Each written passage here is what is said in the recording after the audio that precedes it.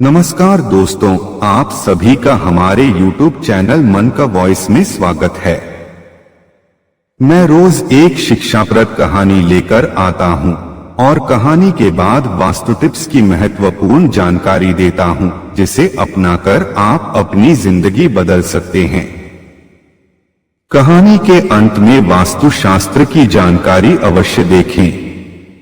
एक मोर ने बताया कि इन 3 लोगों पर आंख मूंद कर भरोसा करने वाला जिंदगी भर पछताता है। एक जंगल में एक गधा और एक गधी रोज चरने जाया करते थे, मगर किसी दिन गधे के मालिक के पास ज्यादा काम आ जाने पर गधी को तो चरने के लिए जंगल में छोड़ देता था, मगर गधे को नहीं छोड़ता था। उस दिन गधी किसान के 2 बैलों के साथ चरने जाती और शाम को उन्हीं के साथ लौट आती। यह देखकर गधे को बुरा लगता। एक दिन गधी को जंगल में अकेले चरने जाना पड़ा, क्योंकि किसान बैलों को खेती के कार्य में लगा दिया था और गधा मालिक के यहाँ ज्यादा काम होने के कारण बोझ ढोने चला गया था। एक जंगली कुत्ता रोज उन्हें आते जाते देखता था। आज गधी को अकेले देख उसे मजाक के मुंड में छेड़ने लगा। बोला, भाभी जी, आजकल गधा भैया के नहीं रहने पर आपके मजे कट रहे हैं। आपने एक नहीं 2 प्रेमी बना लिए हैं। आज क्या बात है, आपके दोनों प्रेमी साथ नहीं आए? यह सुन गधी को बहुत गुस्सा आया और एक जोरदार दुल्लती कुत्ते पर लगा दिया। कुत्ते को इतना जोर से लगा कि किकियाता हुआ दूर भाग गया। वह जाते जाते बोला, हरामजादी, तूने मारकर मेरा जबड़ा तोड़ दिया। मैं भी तेरा घर नहीं उजाड़ा तो मेरा नाम भी जंगली कुत्ता नहीं। संयोग बस उसी दिन दोपहर में काम नहीं होने के कारण गधे का मालिक गधे को जंगल में चरने जाने के लिए छोड़ दिया। गधा तेजी के साथ जंगल के तरफ भागा, मगर रास्ते में वही कुत्ता मिल गया। उसने गधे को रोकने का इशारा किया। गधा रुका गया। उसने देखा कुत्ते का मुंह बुरी तरह सूजा हुआ है। वह कुत्ते से पूछ बैठा, भाई, तेरा मुंह क्यों सूज गया है? तब कुत्ता रोते हुए बताया, भैया, आजकल उल्टा जमाना चल रहा है। किसी पर भरोसा नहीं किया जा सकता, यहाँ तक कि अपनी पत्नी पर तो बिल्कुल ही नहीं, और दूसरे की पत्नी अगर गलत कर रही है तो उसमें तो बोलना ही नहीं चाहिए। गधा बोला, मैं कुछ समझा नहीं भाई, साफ साफ बताओ। तब कुत्ता बोला, भाई, बुरा मत मानना, मैं तुम्हारी भलाई के लिए बता रहा हूँ कि गधी भाभी बेवफा हो गई है। उसे तुमसे प्यार नहीं रहा। अब वह 2 बैलों से प्यार करने लगी है। वह बैलों से किसी दिन तुम्हें मरवा भी सकती है। मैंने उसे प्यार करते हुए अपने आंखों से देखा है। जब मैंने मना किया तो सबने मिलकर मुझे मारा। इतना सुनते ही गधा आग बबूला हो गया। बोला, कुत्ता भाई, हमें तो पहले से ही शक था कि यह गधी कोई नया गुल खिला रही है। आज उसको जिंदा नहीं छोड़ने वाला। वह तेजी के साथ जंगल में गया और बिना सोचे समझे गधी को मारने लगा। गधी जान बचाने के लिए इधर उधर भागने लगी, मगर गधा पीछा कर बुरी तरह मार रहा था। पास में एक मोर बैठा था। उसने गधे से बोला, अरे गधा भाई, गधी को क्यों मार रहे हो? इसने ऐसा क्या कर दिया कि इसके जान के पीछे पड़े हो? तब गधे ने बताया कि पूछो मत मोर भाई, इसने मेरी नाक कटा दी है। पता चला है कि अब मेरे को छोड़ 2 बैलों से प्रेम करने लगी है। आज इसको जिंदा नहीं छोड़ने वाला, आज मार कर ही दम लूंगा। मोर बोला, गधा भाई, तुम शरीर से ही नहीं अक्ल से भी गधे हो। अरे भाई, जानवरों के अपने नियम कायदे कानून होते हैं। वह दोस्ती तो कर सकते हैं, मगर संबंध सिर्फ अपने ही बिरादरी में रखते हैं। तुम किसी के बहकावे में आ गए हो। तब गधा बोला, नहीं मोर भाई, तुम नहीं जानते, उन दोनों के पास कोई गाय नहीं है, इसलिए कोई भी हरकत कर सकते हैं। मैं उन दोनों को भी जिंदा नहीं छोड़ने वाला, उन्हें भी मार डालूंगा। मोर बोला, लगता है तुम्हें कुत्ते ने भड़काया है। वही कई दिनों से ललचाई नजरों से गधी को देख रहा था। देखो, मैं इसी पेड़ पर रहता हूँ और यहीं से सब कुछ देखता रहता हूँ। तुम्हारी गधी निर्दोष है और बिल्कुल पवित्र है, इस पर लांछन ना लगाओ। अगर तुम गधी को मार दोगे तो कुत्ते को कई दिनों का भोजन मिल जाएगा। अगर गलती से बैलों से लड़ गए तो तुम भी मारे जाओगे, क्योंकि बैल बहुत ताकतवर है, नुकीले सिंघों वाले हैं। उनसे लड़ने की गलती एक बाघ ने किया था। बैलों ने मारकर उसकी अटड़ियां बाहर निकाल दी थी। वह कराहता हुआ गीदड़ बैल के पास गया तो वह भी बहुत धूर्त निकला। वह बाघ की अटड़ियां ही निकाल कर खा गया और इसी तरह उसका पेट सील दिया। अब बाघ छोटे जीवों को खाता है तो जीवित ही उसके पीछे से निकल जाते हैं। वह अपनी गलती पर आज भी रोता है। सुनो, मैं तुम्हें एक शिक्षाप्रद कहानी सुनाता हूँ, लेकिन मोर द्वारा कही कहानी सुनने से पहले यदि आपने हमारे चैनल को सब्सक्राइब नहीं किया है तो सब्सक्राइब कर लें, लाइक कर लें और कमेंट बॉक्स में राधे राधे जरूर लिखें। तो चलिए मोर द्वारा कही कहानी सुनिए।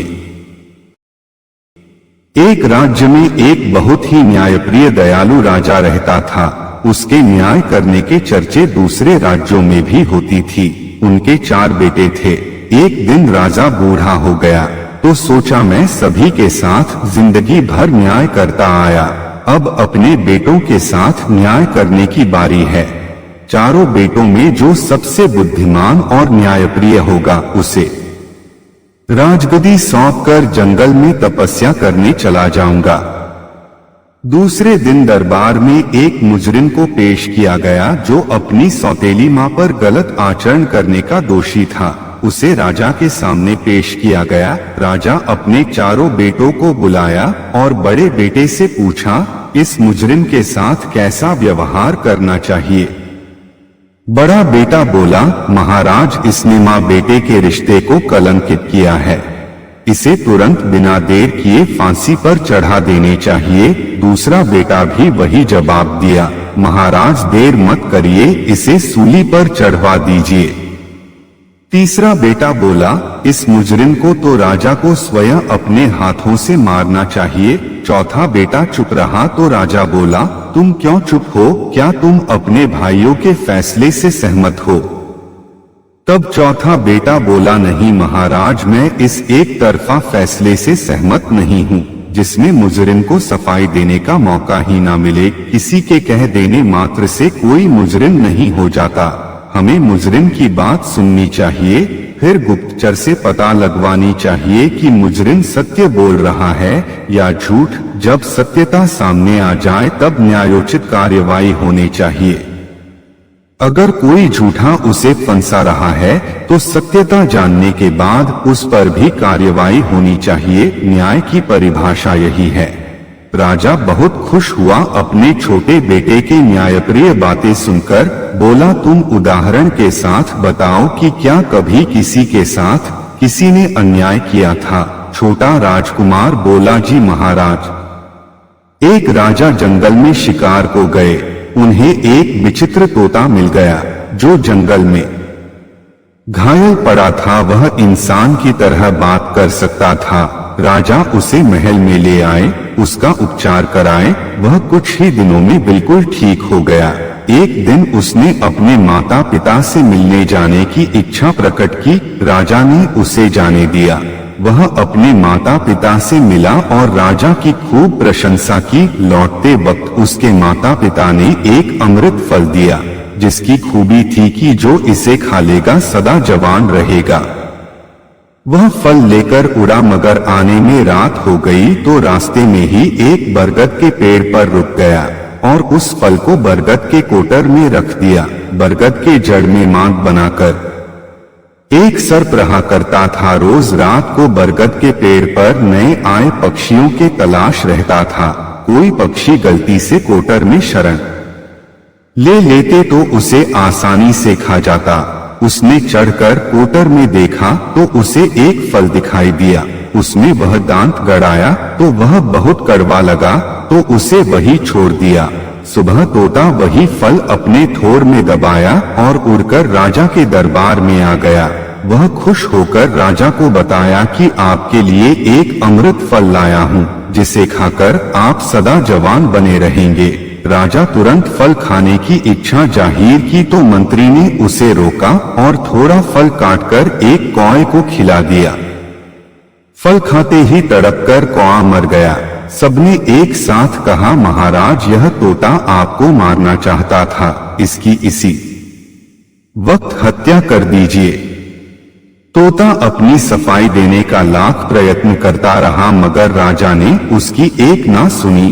तलवार से उसका सिर धड़ से अलग कर दिया। राजा ने उस फल को अपने बगीचे में बहुत सुरक्षा में लगवा दिया कि यह विष फल खतरनाक मुजरिमों को शूली न चढ़ाकर विष फल देकर मारा जाएगा।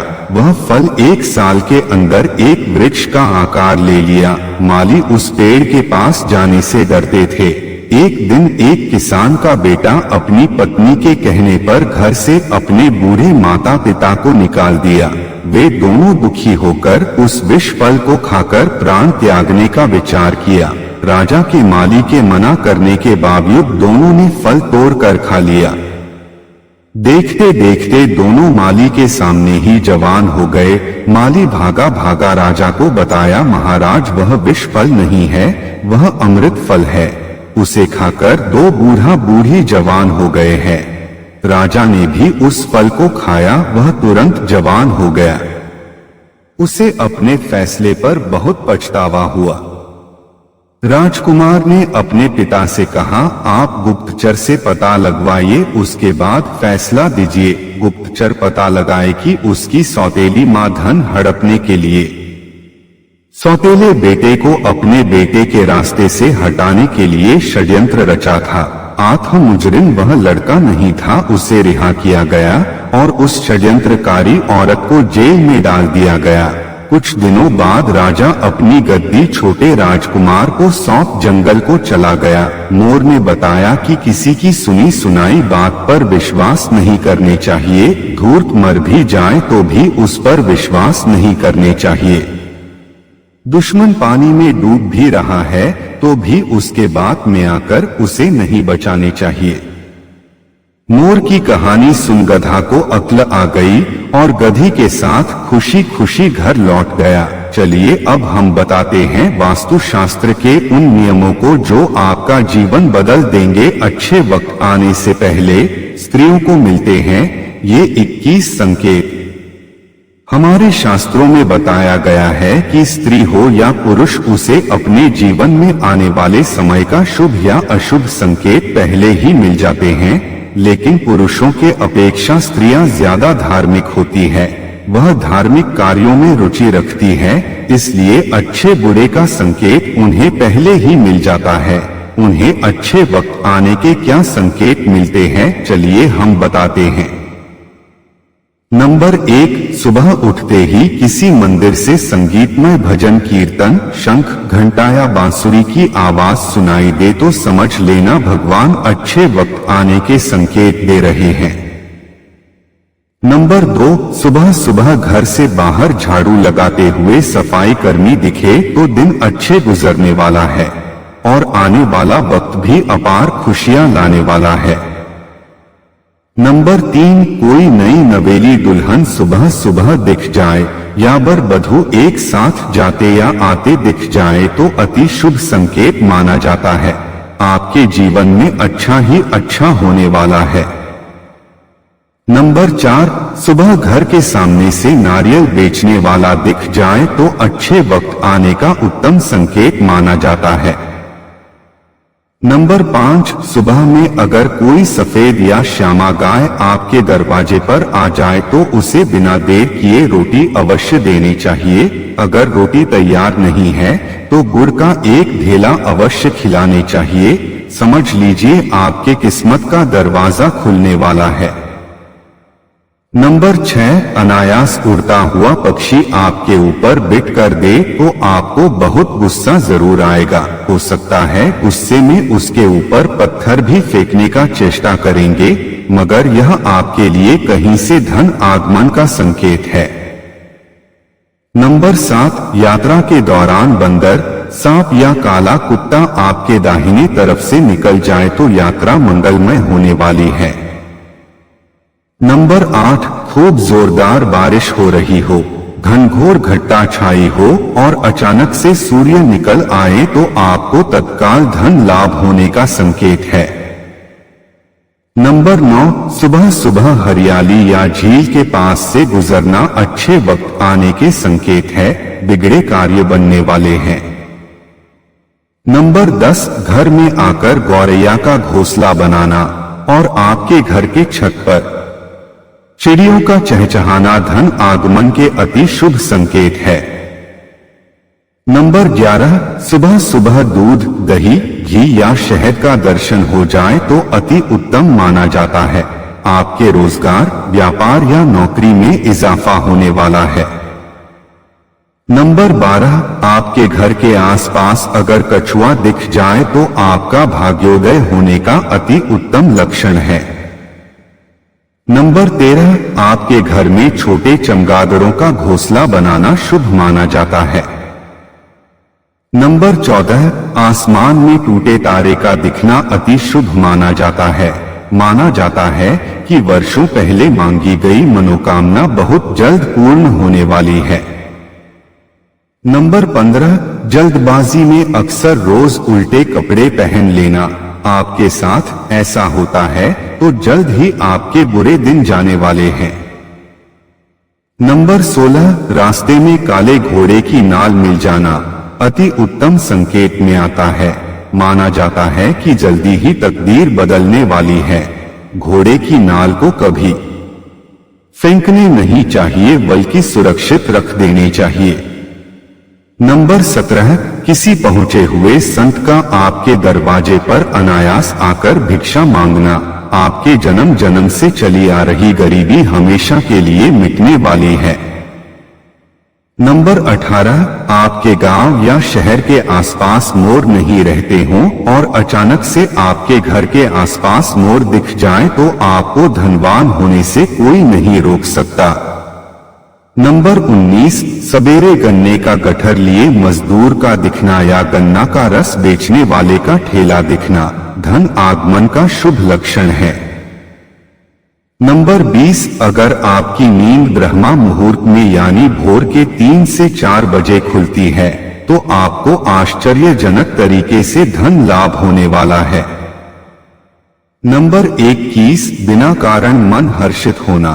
अचानक से मन में उल्लास भर आए, मन प्रफुल्लित हो जाए, हंसने का मन करे, नाचने का मन करे, खुशियां मनाने का मन करे, जबकि उसका कोई प्रत्यक्ष कारण ना हो तो समझ लेना आपके बुरे दिन समाप्त हो गए और अब अच्छे दिन शुरू होने वाले हैं। अगर आपको हमारी वीडियो अच्छी लगी हो तो हमारे चैनल को सब्सक्राइब करें, लाइक करें और कमेंट बॉक्स में राधे राधे जरूर लिखें। मात्र राधे राधे बोल देने से राधा रानी अपने भक्तों की हर मनोरथ पूरा कर देती है। आपसे पुनः मिलते हैं एक नई वीडियो के साथ। तब तक के लिए आपको और आपके पूरे परिवार को राधे राधे। राधा रानी आप सबकी मनोकामना पूर्ण करें।